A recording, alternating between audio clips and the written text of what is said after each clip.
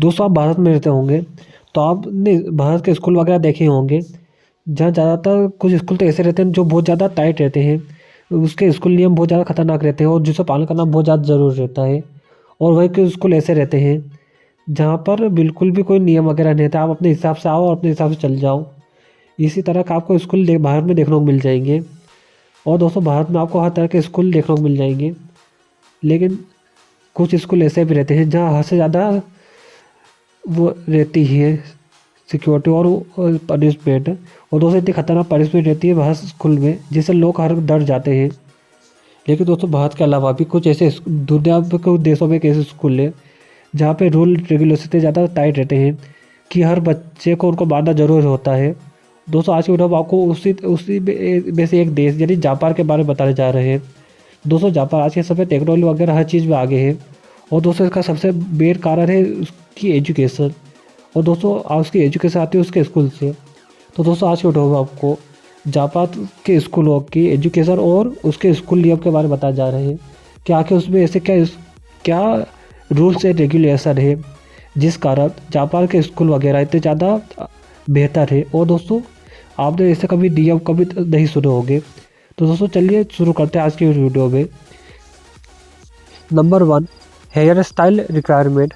दोस्तों दुनिया के किसी भी स्कूल में हेयर स्टाइल को लेकर कोई इतना ज़्यादा सख्त नियम नहीं है, क्योंकि बच्चा जैसा चाहे वैसे अपने बाल बना सकता है।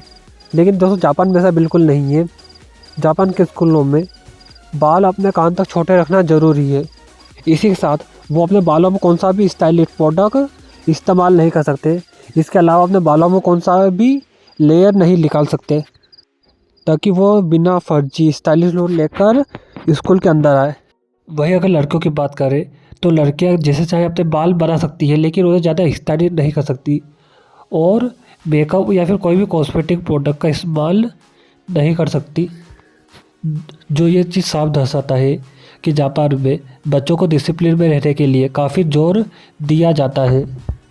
Number 2, relationship rules. दोस्तों जब रिलेशन की बात आती है तो ये बात काफ़ी पाबंदियों के साथ की जाती है, क्योंकि स्कूल वगैरह में बच्चे टीनेजर होते हैं, इसलिए कोई भी उनके रिलेशन को एक्सेप्ट नहीं करता। लेकिन अगर किसी को पता वगैरह चल जाता है तो इतना कोई बड़ा इशू नहीं होता है।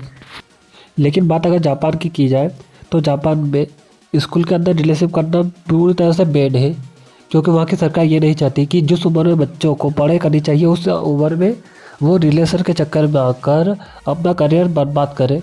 और अगर कोई स्कूल में कोई रिलेशन के साथ पकड़ा जाता है तो उसे बहुत ही भयंकर सजा दी जाती है। Number 3, school lunch. दोस्तों बच्चे अगर किसके लिए सबसे ज़्यादा अगर एक्साइटेड होते हैं तो वो होता है अपना स्कूल लंच, क्योंकि यही वो टाइम रहता है जिसमें बच्चे अपने सभी दोस्तों वगैरह के साथ मिलकर साथ बैठकर खाना खा सकते हैं। और दोस्तों या तो वो दो लड़के अपने घर से टिफ़िन लाते हैं या फिर वहीं कैंटीन में से कुछ सामान लेते हैं और वही खा लेते हैं। लेकिन जापान में इसका बिल्कुल उल्टा है। दोस्तों जापान में जो बच्चे रहते हैं घर से खाना नहीं लाते, उन्हें खाना वहीं स्कूल में ही मिलता है। और दोस्तों वो जो जितने बच्चे सब बच्चों को वहीं पे खाना मिलता है। और दोस्तों आपको जानकर हैरानी होगा कैंटीन के जैसा इसमें नहीं रहता, बल्कि यहाँ पे जो भी बच्चे भले गरीब हो या अमीर हो उन सभी बच्चों को एक समान खाना मिलता है, जिसमें राइस, सूप और मछली होती है जिसे उन्हें खाना पड़ता है। और जो खाने से मना करता है उन्हें पनिशमेंट मिलती है। Number 4, janitorial duties.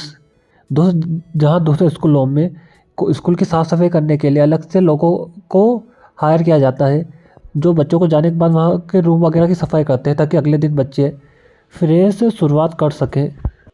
लेकिन दोस्तों जापान में ऐसा बिल्कुल नहीं है। जापान में क्लास और स्कूल की सफाई के लिए कभी लड़के हायर वगैरह नहीं करते, बल्कि वहाँ की साफ सफाई वहाँ के कुछ स्टूडेंट ही करते हैं। और दोस्तों इसकी में टीचर भी इनकी मदद करते हैं।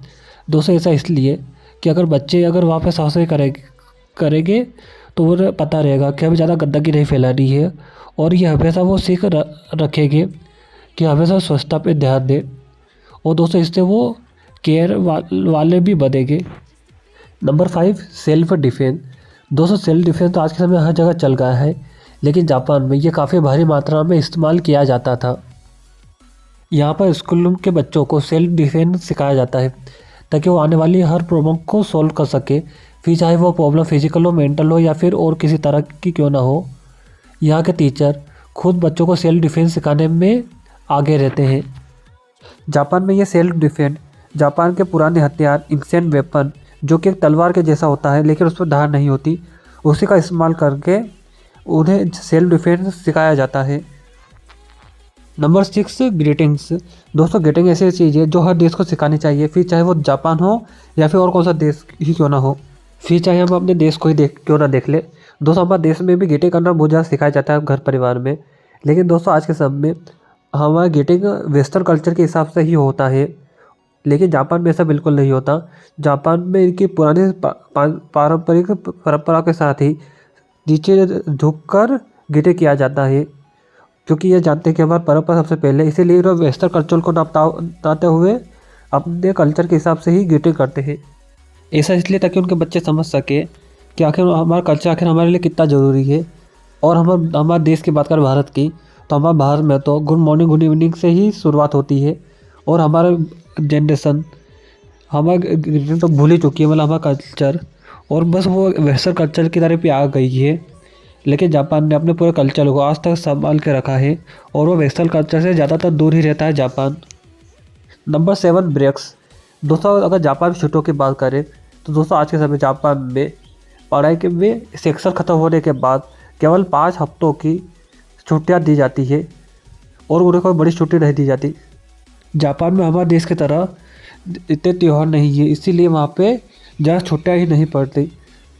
जहाँ इंडिया में हम छुट्टियों पे घूमने फिरने के लिए निकल जाते हैं, जापान में ऐसा बिल्कुल नहीं होता, बल्कि वहाँ पे डायरेक्ट टास्क और प्रोजेक्ट दिए जाते हैं छुट्टियों में, ताकि वो अपने दिमाग का इस्तेमाल करते रहे और कुछ ना कुछ नया सीखता रहे।